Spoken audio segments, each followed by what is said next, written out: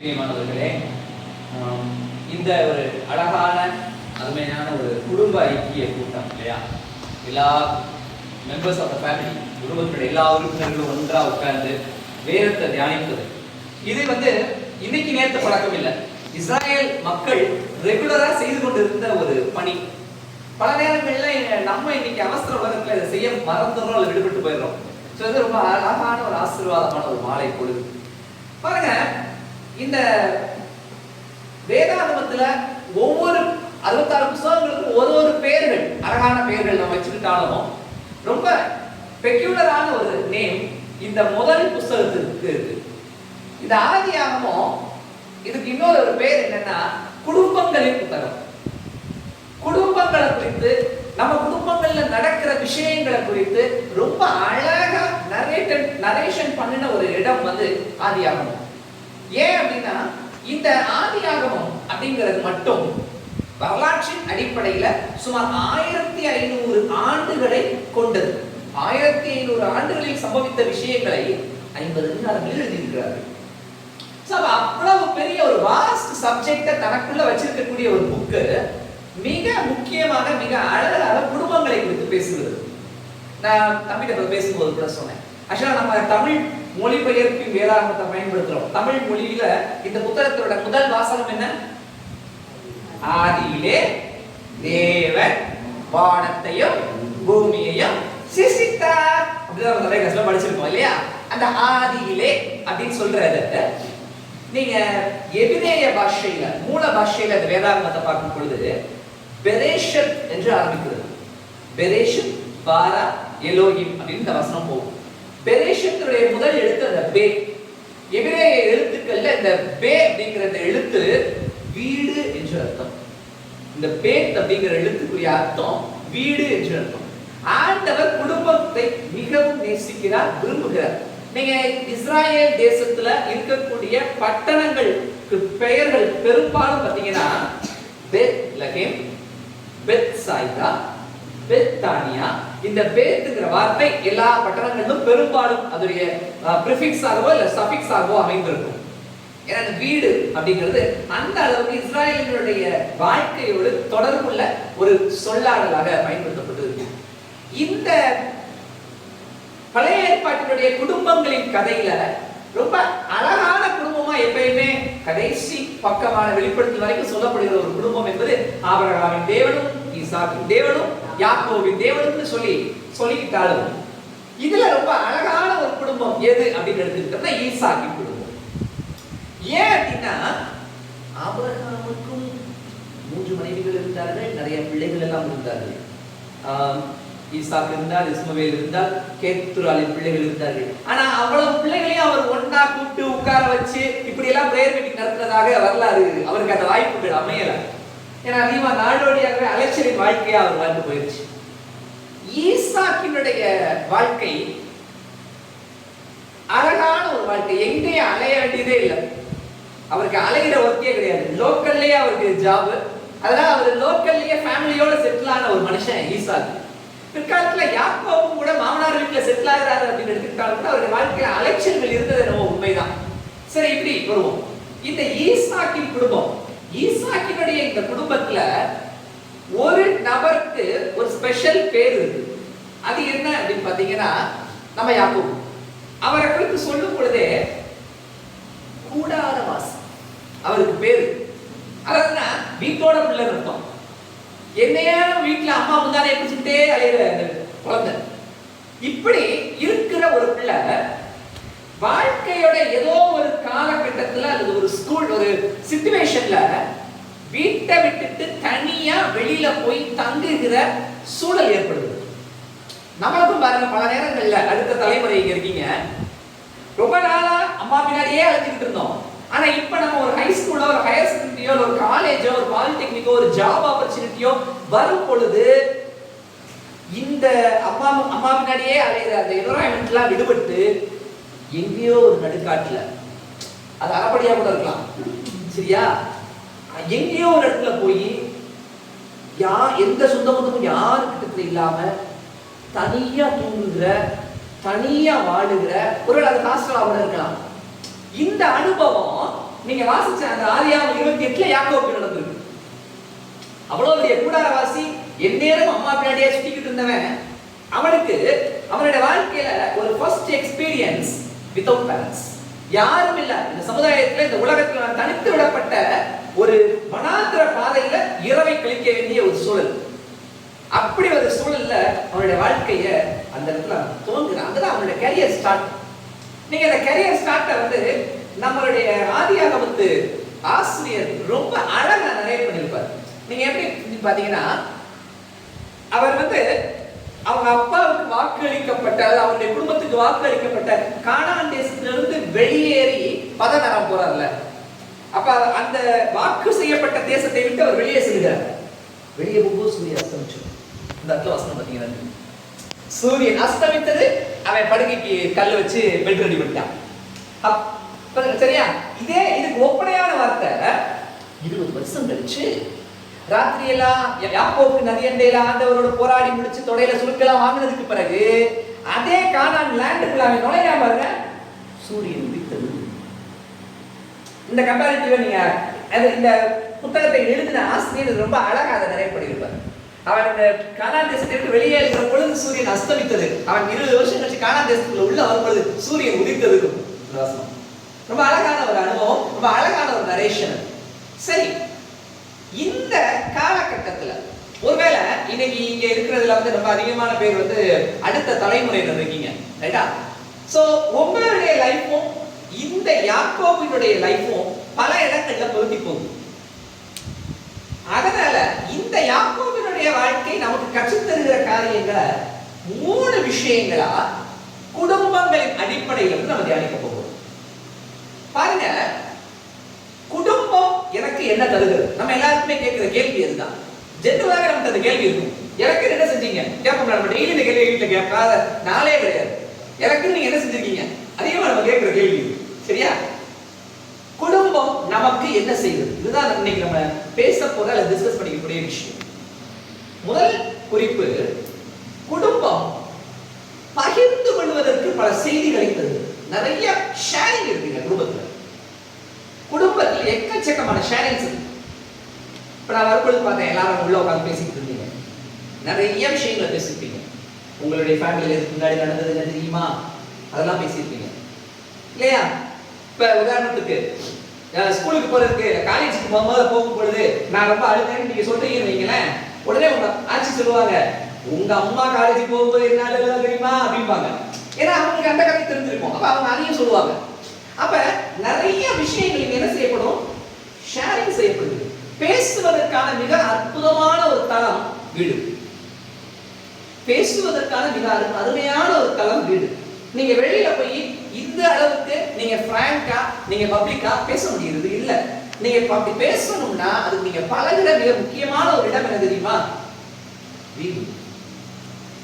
இப்ப நீங்க ஜோமன சொன்னாங்கல்ல, நீங்க திக்கி திணறி தப்பாவே ஜோமட்டிலே வச்சுக்குவோமே, ரைட்டா? இப்ப உங்களுக்கு ஜோமன சொல்றாங்க, நீங்க ஜோமன ஆரம்பிக்கிறீங்க, ஆண்டவரே ஜெபிக்க மாட்டேன்னு இருந்தேன், இதே ஜெபம் இந்த ஜோசப் பண்ண சொல்றாரே, இவருக்கு நல்ல புத்தியை கொடுத்தாலும் நீ ஜெபம் பண்ணலாம், தப்பு இல்ல.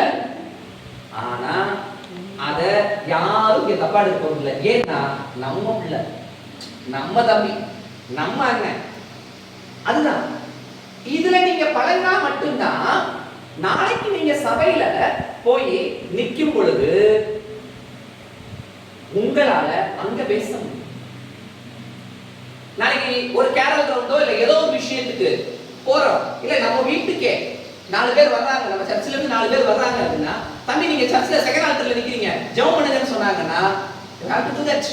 இல்லங்க நமக்கு ஜெபம் பண்ற பழக்கமே இல்ல அப்படின்னு அந்த இடத்துல நம்ம சொல்ல முடியாதுல்ல. அப்ப எப்பதான் பேசி பழக போறோம், அதற்கான தளம். ஏன்னா இங்க நிறைய ஷேரிங் இருக்கு, நிறைய விஷயங்களை ஷேர் பண்ணலாம். நீங்க இன்னொன்னு பாருங்க, இதை நான் வெறும் பிராக்டிகல் டாக்கா பேசல, வேதத்தின் அடிப்படையில இருந்து பேசுறேன். உங்க கையில இருக்கக்கூடிய பைபிளை பாருங்க. இந்த அதிகாரத்தினுடைய துவக்கத்தை நீங்க 6வது வசனத்தை கொஞ்சம் வாசிக்கங்க. 28வது அதிகாரத்தோட 6வது வசனம்.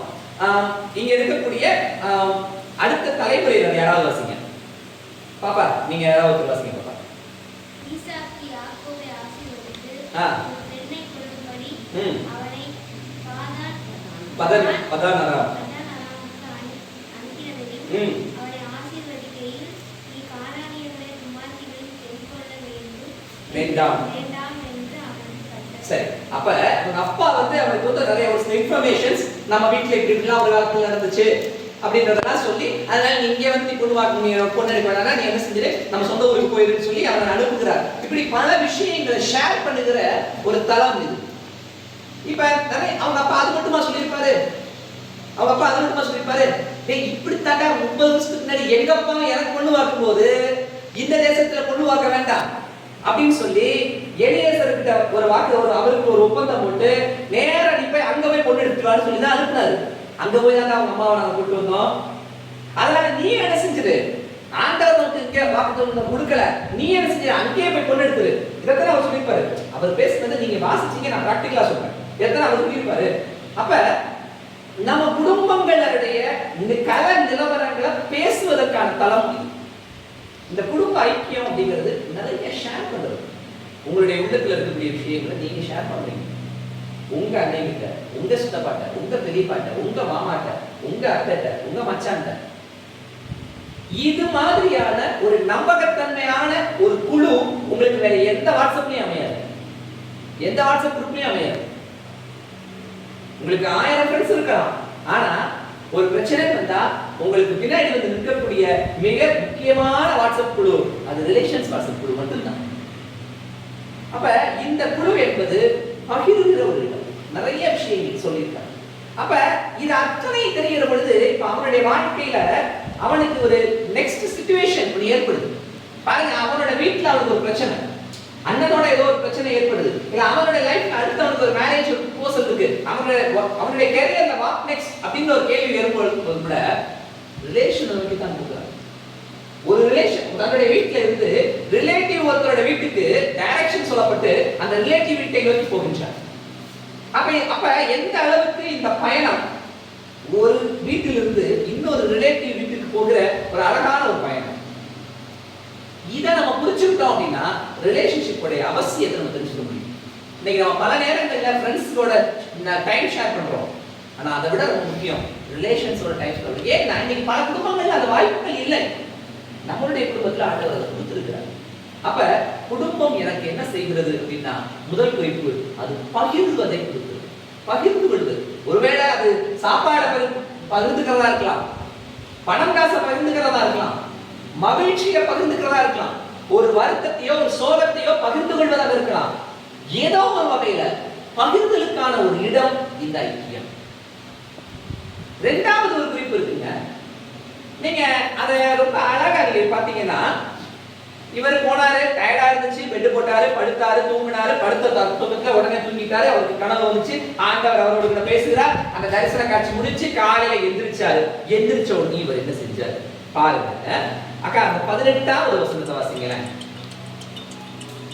அதிகாலையிலே யாக்கோபு எழுந்து தன் தலையின் கீழ் வைத்திருந்த கல்லை எடுத்து அதை தூணாக நிறுத்தி அதன் மேல் எண்ணெய் வார்த்து. நல்லா பாருங்க, இந்த தம்பி நம்ம கதையோட ஹீரோ இதுவரைக்கும் எங்கேயாவது டூருக்கு போனாரா? தனியா எங்கேயாவது ட்ரிப்புக்கு தனியா போயிருக்காரா? எங்கேயாவது அவர் இதுவரைக்கும் வாழ்க்கையில தனியா வாழ்ந்து இருக்கிறாரா? இல்ல இல்ல இல்ல இல்ல. அப்புறம் எப்படிங்க அவருக்கு இந்த கல்லுல எண்ணெய் ஊத்துற ப்ரொசீஜர் தெரிஞ்சிச்சு? இதுவரைக்கும் அவருக்கு அவர் தனியா போய் வாழ்ந்து தரக்கிற ஒரு ப்ரொசீஜர், அந்த ப்ரொசீஜர்ஸ்லாம் அவருக்கு அந்த காலத்துல தெரிஞ்சிருக்க வாய்ப்பு இல்லை. அவருக்கு எப்படி அப்ப இந்த ப்ரொசீஜர் தெரிஞ்சிருக்கும்? எப்படி தெரிஞ்சிருக்கும்னு கொஞ்சம் யோசிப்போமே. ஆபிரகாம் தான் அவருக்கு ஒரு தாத்தா இருந்தாரா? இந்த ஆபிரகாம் எத்தனை வயசுல செத்தார்? 170. வேற பதில்? அடுத்த தலைமுறை உங்ககிட்ட இருந்தா பதில் எதிர்பார்க்கிறேன் நானு. ஐயா உடனே சொல்றாங்க, நீங்க உங்ககிட்ட இருந்தா பதில் எதிர்பார்க்கிறேன். சரி 150. சரி ஓகே, வேற பதில்?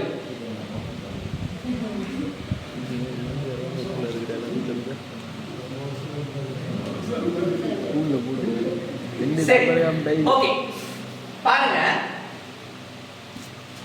நீங்க 150 சொன்னீங்க, நீங்க 170 சொல்லிருக்கீங்க. உங்க கணக்குல இருந்தே வரேன். இப்ப நம்ம இந்த மீட்டிங்கை முடிச்சதுக்கு பிறகு நீங்க 150ன்னு எந்த பைபிள்ல இருந்து எடுத்தீங்களோ அந்த பைபிளை எனக்கு காட்டுங்க, நான் படிச்சு தெரிஞ்சுக்கிறேன். நீங்க 170 எந்த வசனத்துல இருக்கீங்களோ அதை நீங்க எடுத்து கொடுங்க, அதையும் நான் தெரிந்து கொள்கிறேன். ஓகே, இப்ப நீங்க 150ன்ற கணக்குல இருந்தே பேசுவோம். பாருங்க, ஆபிரகாமுக்கு எத்தனை வயசுல குழந்தை பிறந்துச்சு? ஈசாக்கு எப்ப பிறந்தாரு? எத்தனை வயசுல பிறந்துச்சு? 100வது வயசு. சரியா? இப்ப அப்பா ஆபிரகாமுக்கு 100 வயசு, குழந்தை பிறந்திருக்கு. ரைட்? டைம்லைன். கல்யாணம் ஆச்சு. அப்பாவுக்கு என்ன வயசு? மாப்பிள்ளையோட அப்பாவுக்கு 140 வயசு. கரெக்ட்டா? 140 வயசு.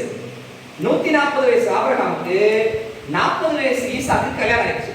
கல்யாணம் ஆகி வீட்டுக்குள்ள மருமக வரும்போது மாமனார் ஆபிரகாமுக்கு வயசு 140. இப்ப கல்யாணம் ஆனதுக்கு பிறகு இவங்களுக்கு எத்தனை வருஷம் பிள்ளை இல்லாம இருந்துச்சு? ஈசாக்கு ரெபேக்காளுக்கு 20 வருஷம். 20 வருஷம் கழிச்சு அந்த பிள்ளை பிறக்கும் பொழுது இவங்க ரெண்டு பேரும் யார்?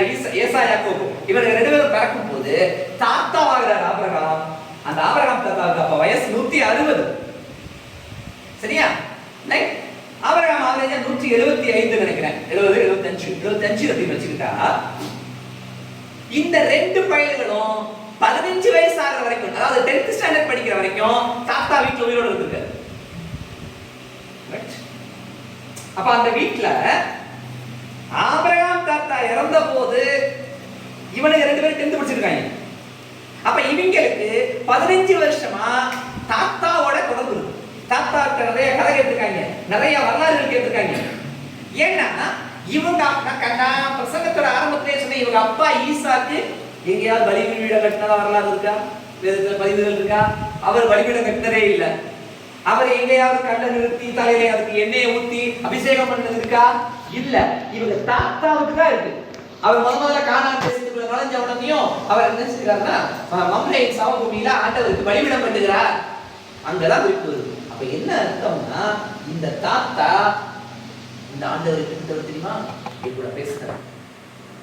என் கூட பேசி முடிச்ச உடனேயும் அவருடைய குரலை கேட்ட உடனேயும் அவருக்கு நான் பலிபீடம் கட்டினேன் அப்படிங்கிற வரலாறு இந்த பேரனுக்கு சொல்லி கொடுத்திருக்காரு. அதனாலதான் இந்த ராத்திரி தரிசனத்தை கேட்டு முடிச்சு கண்ணை திறந்த உடனேயும் இவன் இங்க கல்ல நட்டு என்ன செய்யறான்? அதுக்கு என்ன?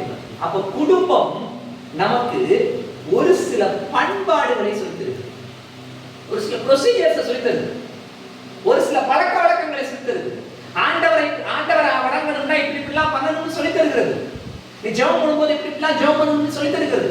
பைபிளை நீ இப்படி வாசிக்கணும்னு சொல்லி தருது. சண்டே ஆனா நீ இப்படி கோயிலுக்கு வரணும்னு பெற்றோர் சொல்லி கொடுக்கிறார்கள். ஆண்டவரை நீ இப்படிலாம் உறுதியா பிடிச்சிக்கணும் குடும்பம் சொல்லி தருகிறது. அப்ப குடும்பம் என்பது நமக்கு ப்ரொசீஜர்களை சொல்லி தருகிறது, நிறைய பழக்க வழக்கங்களை சொல்லி தருகிறது. அப்ப இந்த குடும்பத்துல இருக்கிற மூத்தவர்களுடைய சொற்கள் இன்னைக்கு நமக்கு பிராக்டிகலி அப்ளிகபிள் ஆக போறது இல்ல. ஒருவேளை 15 வயசு பையனாக இருக்கிற வரைக்கும் தாத்தா உயிரோட இருந்தார். அப்ப தாத்தா கிட்ட கேட்ட விஷயம் சும்மா இப்ப ஏசாவுக்கு யாக்கோபுக்கும் கல்யாணம் பண்ற வயசே வந்துருச்சு. அப்ப கிட்ட ஒரு 30 வயசு வச்சுக்கலாம் அவரேஜா. அந்த காலத்து வழக்கப்படி 40 வயசு தான் கல்யாண வயசு. அப்ப கிட்டத்தட்ட 15 வயசுல ஆபிரகாம் தாத்தா இறந்துனாரு. இப்ப இந்த பையனுக்கு கிட்டத்தட்ட 40 வயசு ஆகும்போது இந்த அனுபவம் வருது. எது? இந்த ஆதியாகமம் 28 அனுபவம் வருது.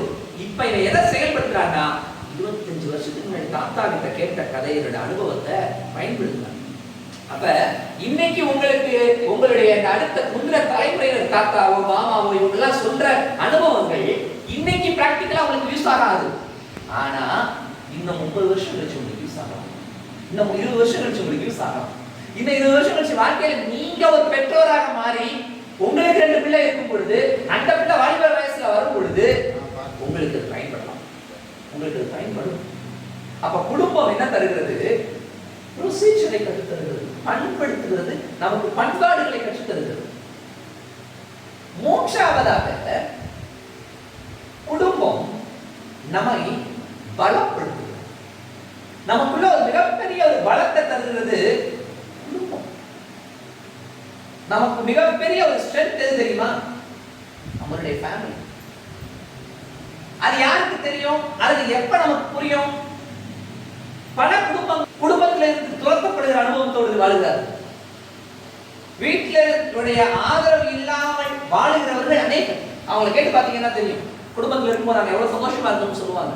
குடும்பம் எங்களை எந்த ஆதரிச்சதுன்னு சொல்லுவாங்க. இன்னைக்கு அந்த ஆதரவு இல்லாமல் நான் தவிக்கிறேன்னு சொல்லுகிற குடும்பங்கள் அநேகம். அப்ப அந்த சூழ்நிலையில குடும்பம் மிகப்பெரிய ஒரு பலத்தை நமக்கு தருதுங்க. அந்த பலம் எப்படிப்பட்ட பலம்னா ஆண்டவரோடு கூட உள்ள பலம். ஆண்டவரோடு கூட உள்ள பலம். இங்க யோசிச்சு பாருங்களேன், ஆண்டவரோடு உள்ள பலம் எப்படிப்பட்ட ஒரு பலமா இருக்கு தெரியுமா? It is a personal experience with God. Personal experience with God. Personal experienceங்கிறது எப்படி இருக்கு அப்படின்னா, இந்த கதையினுடைய அல்லது இந்த வரலாற்றினுடைய துவக்கத்துல நம்ம இந்த வரலாறை நம்ம எப்படித்தான் நம்ம ஆரம்பிக்கின்றோம் அப்படின்னு பாத்தீங்கன்னா, 4வது வசனத்தை கொஞ்சம் வாசிங்க. 4வது வசனத்தை கொஞ்சம் ஆரம்பிங்க. தேவன் ஆபிரகாமுக்கு கொடுத்ததும் நீ பரதேசியாய். பாத்தீங்களா? அப்ப தேவன் யாருக்கு கொடுத்தது? எங்க தாத்தாவுக்கு கொடுத்தது. அப்படிதான் வாசிக்கணும். தேவன் எங்க தாத்தாவுக்கு கொடுத்தது இல்லையா? அப்படிதான். அதுக்கு அடுத்து இங்க ஆண்டவர் அடுத்தவன்ட்ட பேசும்போதுமே நான் ஆபிரகாமின் தேவனும் ஈசாக்கின் தேவனும் அப்படின்னு சொல்றாரு. நமக்கு விளங்குற மாதிரி அதை மாத்திக்கிட்டோம்னா நான் உன் தாத்தாவின் தேவனும் உங்க அப்பாவின் தேவனும் தான் அவருக்கு சொல்லியிருக்கிறாரு இல்லையா? அப்ப இவ்வளவு நாளும் தாத்தாவின் கடவுளாக, அப்பாவின் கடவுளாக, ஆட்சியின் கடவுளாக, உங்க அப்பாவினுடைய கடவுளாக இருந்தவர் உன் கடவுளாக மாற வருகிறார். அதத்தான் அந்த பர்சனல் எக்ஸ்பீரியன்ஸ் தான் இத சம்பவத்தினுடைய கடைசியில அவன் சொல்றான். 21வது வசனத்துல என்னை என் தகப்பன் வீட்டுக்கு சமாதானத்தை சொல்லி வர வருவாரானால் கர்த்தர் எனக்கு, எங்க தாத்தாவுக்கு இல்ல, எங்க அப்பாவுக்கு மட்டும் இல்ல, எனக்கு. இவ்வளவு நாள் அவர் எங்க தாத்தாவின் கடவுள். ஒரு ஏன்னா நீங்க நல்லா யோசிச்சு பாருங்க. நீங்க இப்ப இங்க இருக்கிறவங்களை வந்து 2 பாகமா பிரிக்கலாம். ஒன்னு 2K kids, அடுத்த பாகத்துக்கு நீங்களே பெருமையோட பூமர்னு பேர் வச்சிருக்கீங்க இல்லையா? இதுல ஒரு நடுவில் ஒரு ஸ்டேஜ் ஒன்று இருக்கு. 90s வயசானவங்க கூட்டத்திலையும் சேர்த்துக்க முடியாம, டீன்ஸ் குரூப்லயும் சேர்த்துக்க முடியாம, அறப்படையில ஒரு ஜீவன் இருக்கு பார்த்தீங்களா? 2 பக்கமும் சேர்த்துக்க முடியாத ஜீவன். இப்ப இந்த ஜீவனை வச்சு நான் எக்ஸாம்பிள் சொல்றேன். இவரை நான் 2K kids சொல்றேன். இப்ப இருக்கிறவங்க தான் 2000க்கு பிறகு பிறந்தவர்கள், 2000க்கு பிறகு பிறந்தவர்கள், இவங்க எல்லாம் 2001க்கு பிறகு பிறந்தவர்கள். எப்படி எங்க சேர்க்க மாட்டோம் அவ்வளவுதான். இல்ல கவனிங்க, ஒரு காலகட்டத்துல நான் இவரோட இப்ப இங்க இருக்கிற இத்தனை பேர்ல நான் அதிக நேரம் செலவிட்டது இவரோட. நான் அந்த உரிமையில தான் நான் அவரை நான் எடுக்கிறேன் எப்பயுமே. இப்ப இவரோட நீங்க கேட்டீங்கன்னு சொன்னா 10 வருஷத்துக்கு முன்னாடி சரிங்களா, இவர் உங்ககிட்ட சொல்லியிருந்தாருன்னா அவர் இல்ல எப்படி உங்ககிட்ட சொல்லியிருப்பாரு அப்படின்னா, நம்ம பெரியாச்சிக்கு ஒரு தடவை தரிசனம் கொடுத்து நான் அவனை காப்பாத்துறேன்னு சொன்னார்ல அந்த கடவுள் சொல்லியிருப்பீங்கல்ல. நம்ம சின்னாச்சிக்கு கஷ்டம் வரும்போதெல்லாம் நான் அவனே பாத்துக்கிறேன்னு சொன்னார்ல அந்த கடவுள் சொல்லியிருப்பீங்கல்ல. நம்ம அப்பாவுக்கு கொஞ்சம் குறைஞ்ச சம்பளம் இல்ல ஒரு உறுதியான ஒரு வேலை இருக்கும் பொழுது நம்ம வீட்டுடைய வாடகையும் பண கஷ்டத்தையும் பாத்துக்கிட்டார்ல அந்த கடவுள் அப்படின்னு சொல்லிக்கிட்டு இருந்தவரு இன்னைக்கு அவர் கேட்டீங்கன்னா அதெல்லாம் சொல்ல மாட்டாருங்க. அறப்படியில என் கூட வசிக்கிற ஆண்டவர் என்று சொல்லுவார். அறப்படியில என் துணையா என்னை பாத்துக்கிற ஆண்டவர் சொல்லுவார். அதுதான் பர்சனல் எக்ஸ்பீரியன்ஸ். அதுதான் பர்சனல் எக்ஸ்பீரியன்ஸ். ஒரு காலத்துல அவர் என்னுடைய தாத்தாவுக்கு தர கடவுளாக இருந்தார், எங்க பெரியாச்சிக்கு கடவுளா இருந்தார், சின்னாச்சிக்கு கடவுளா இருந்தார், எங்க அப்பாவுக்கு கடவுளா, எங்க அம்மாவுக்கு கடவுளா இருந்தார், இன்னைக்கு எனக்கு கடவுளா. அந்த பர்சனல் எக்ஸ்பீரியன்ஸ் தான் அடுத்தடுத்த தலைவர்களுக்கும் நாம் கடத்த வேண்டிய மிக முக்கியமான பொருள். எப்ப நம்ம ஒவ்வொருத்தருக்கும் அந்த எக்ஸ்பீரியன்ஸ் வருகிறதோ நம்முடைய பயணத்துல ஆண்டவர் நம்மோடு இருக்கிறார். வாழ்வின் நகர்வுகள்ல ஆண்டவர் நம்மோடு இருக்கிறார். அதுதான் இங்க யாக்கோபுக்கு கிடைச்ச ஒரு மிகப்பெரிய ஒரு பிளஸ் பாயிண்ட், பெரிய பலம். அது அதனால சொன்னேன், குடும்பம் எனக்கு என்ன தருகிறதுனா எனக்கு மிகப்பெரிய பலத்தை தருகிறது. அது என்ன பலம்? ஆண்டவர் என்னுடைய என்கிற பலத்தை தருகிறது. இவ்வளவு நாளும் ஆபிரகாமுக்கு கொடுத்தவர் அப்படின்ற பேரோட தான் அவன் பயணத்தை துவக்கி இருந்தான். இந்த சாயங்காலம் தூங்குறதுக்கு முன்னாடி கூட எங்க அப்பாவை ஆபிரகாமுக்கும் ஈசாக்குக்கும் கொடுத்தவர் அப்படின்ற பெயரோட தான் இருந்திருந்தான். ஆனா அந்த இரவின் அனுபவம் அவனுக்குள்ள ஒரு மாற்றத்தை கொடுத்துச்சு. அது என்ன தெரியுமா? அவர் என் தேவனாய் இருக்கிறார். ஆபிரகாமுக்கு தேவன் தான், ஈசாக்கு தேவன், எனக்கும் தேவன். எப்ப அந்த பர்சனல் எக்ஸ்பீரியன்ஸ் நம்ம பெற்றுக்கொள்கிறோமோ, நானும் என் வீட்டாரும் இணைந்து ஆண்டவர் நான் மட்டும் செவிக்கிறது இல்லை. நான் செவிக்கும் போது என் பையன் எல்லாம் விளையாடிட்டு இருக்கிறது அல்ல. நான் ஜெபிக்கும் போது என் பிள்ளை எல்லாம் விளையாடிட்டு இருக்கிறது அல்ல. அவர்களும் ஜெபிப்பது. அதற்கு பேர் தான் நானும் என் வீட்டாரமோ. அதுதானே அழகு. இந்த இல்லத்தினுடைய பெயர் கேட்டேன், கிருபை இல்லம்னு சொன்னாங்க. கிருபைங்கிற அந்த வார்த்தை தமிழ் மொழிபெயர்ப்பின் வேதாகமத்துல முதல்ல இருக்கிற பகுதி அது ஆதியாகமத்துல தான் இருக்கு. நோவாவிற்கு கடவுளின் கண்களில் எல்லாம் அனுப்ப போறேன், கப்பல் செஞ்சு காப்பாத்திக்கன்னு யார்கிட்ட சொன்னாரு? நோவாக்கு தான் சொன்னாரு. ரைட்டா? வீட்டுக்கார மட்டும் சொன்னாரா? அந்த மாதிரி என் பிளான் இருந்துச்சு. நம்மளா இருந்தா பிளான் போயிருப்போமா? உங்ககிட்ட சொன்னவரு என்கிட்ட வந்து சொல்லட்டும், அப்புறம் பார்ப்போம். சொல்லுவோம்ல, நம்ம சொல்லுவோம்ல. ஆனா அந்த அம்மா சொல்லிச்சாரு, சரி பரவாயில்ல, அந்த அம்மாவாவது சரி இந்த மனுஷன் கல்யாணம் பண்ணிட்டோம், இந்த மனுஷன் போறதுக்கெல்லாம் போய் தான் ஆகணும்னு வந்துருச்சுனே வச்சுக்கிறோம் ஒரு கணக்குல. மகன் வந்தாங்கல்ல, ஏன் வந்தாங்க? நம்மளா நம்மள போவோம்.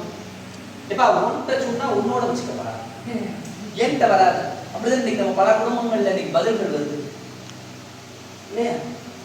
சரி மகனாவது வந்துட்டான்னு வச்சுக்கங்களேன், மருமக நான் புருஷனை மதிக்கிறதே பேசு. இதுல மாமனார் மாமியார வேற மதிச்சு, மாமனாருக்கு ஆண்டவர் சொன்னாருன்றத மதிச்சு நான் வருமானம் கேட்டிருந்தா அந்த குடும்பத்தினுடைய பட்டியல் வந்திருக்குமா இன்னைக்கு வேதத்துல?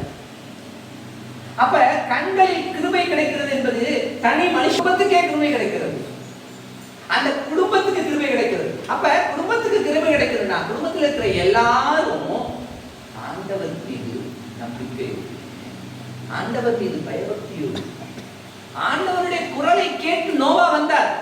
ஆனால் ஆண்டவருடைய குரலை கேட்காமலே குடும்ப தலைவர் சொல்லிவிட்டார் என்பதனால் வந்திருக்கிறாங்கல்ல வீட்டு அந்த மற்ற மனிதர்கள், இவர்களுடைய விசுவாசத்தை நம்ம கொஞ்சம் கணக்கில் எடுக்கணும்ல. அதுதானே அந்த கிருபை முழுமை பெற்றதுக்கு அர்த்தம். இந்த கிருபையின் இல்லத்திலும் நம்ம இத்தனை பேரும் ஒன்று கூடி இருக்கிறோம். நம்ம எல்லாருக்கும் அந்த அதே கீழ்ப்படுதல் இருந்துச்சுன்னு சொன்னா நம்மளுடைய வாழ்க்கையிலும் ஆண்டவர் தருகிற ஆசீர்வாதங்களை பெற்றுக்கொள்ள முடியும். ஒருவேளை அது நோவா புறப்பட்டு போன ஒரு கப்பலின் பயணமாக இருந்தாலும் சரி, அல்லது 14ஆம் நோக்கின யாக்கோபினுடைய இந்த பயணமாக இருந்தாலும் சரி, இல்ல அனுதின வாழ்க்கையில நம்ம பிராக்டிகலா எக்ஸ்பீரியன்ஸ் பண்ணக்கூடிய நம்முடைய வாழ்க்கையின் தினம் சரி நகர்வுகளாக இருந்தாலும் சரி, ஆண்டவருடைய ஆசீர்வாதத்தை பெற்றுக்கொள்ளணும்னா ஆண்டவர் நமக்கு கொடுத்திருக்கக்கூடிய குடும்பத்தை பயன்படுத்துவது 3 வகைகள்ல பகிர்ந்து கொள்வதற்கு பயன்படுத்தும். இன்னைக்கு யங்ஸ்டர்ஸ் சந்திக்கிற பிரச்சனைகள் இல்ல மிகப்பெரிய பிரச்சனை தெரியுமா? என் மனசுல இருக்கிறத வெளியே சொல்ல ஆள் இல்லைன்னு இருக்கான். ஆனா நமக்கு ஒரு பெரிய ஒரு பிளஸ் பாயிண்ட், நமக்கு ஒரு அழகான ஃபேமிலி கிடைச்சு. இன்னைக்கு வெளியில ஒரு இன்னைக்கு நான் ஒரு சட்டை போட்டிருக்கேன், சட்டை நல்லா இருக்கான்னு வீட்டுல பேச எனக்கு ஆள் இல்லை. எங்க கேட்கறது? செல்ஃபியை போட்டு சோசியல் மீடியால கேட்போம். வரதுல 4 கமெண்ட் நல்லா வரும், ஆனா மீதி 4 கமெண்ட் அந்த நேரங்கள்ல வீட்டுல பேசாம விட்டுறோம். வெளியில பல பேர் என்ன பேச மாட்டாங்கன்னு கவலைப்படுது. வீடு பகிர்வதற்குரிய இடம், பயன்படுத்திக் கொள்ளுங்கள். வீடு நம்மை பண்படுத்துகிற இடம். பழக்கங்கள், நல்ல விஷயங்கள், கருத்துக்கள் வெளியிடத்துல பயன்படுத்துவோம். ஒருத்தவங்களை பார்த்தா ஸ்தோத்திரம், இல்ல நாங்கெல்லாம் இங்கிலீஷ் மீடியத்துல படிச்சுட்டு வரோம், பிரைஸ் எல்லாம் இல்ல கிறிஸ்தவ நட்புறவுக்கு வெளியில இருக்கக்கூடிய ஒரு நபர் அவர் நம்ம வீட்டுக்கு வருகிறார், வணக்கம், வாங்க உட்காருங்க, தண்ணி குடிங்க. சின்ன சின்ன பழக்கங்கள்ங்க. இதெல்லாம் எங்க நம்ம கற்றுக்கொள்ள குடும்பங்கள். அப்ப குடும்பம் நமக்கு பழக்க வழக்கங்களை தருகிறது. 3வது, குடும்பம் நமக்கு மிகப்பெரிய பலத்தை தருகிறது. எவன் ஒருவன் குடும்பத்தோடு ஐக்கியப்படுகிறாங்க, அதுதான் ஒரு மனிதனுடைய மிகப்பெரிய ஆகச்சிறந்த வெற்றி. அப்படிப்பட்ட வெற்றியை கடவுள் நம் ஒவ்வொருவருடைய வாழ்க்கையை தருவதற்கு நம்மை நாம் அர்ப்பணித்து கண்களை முடிச்சு செய்வோம்.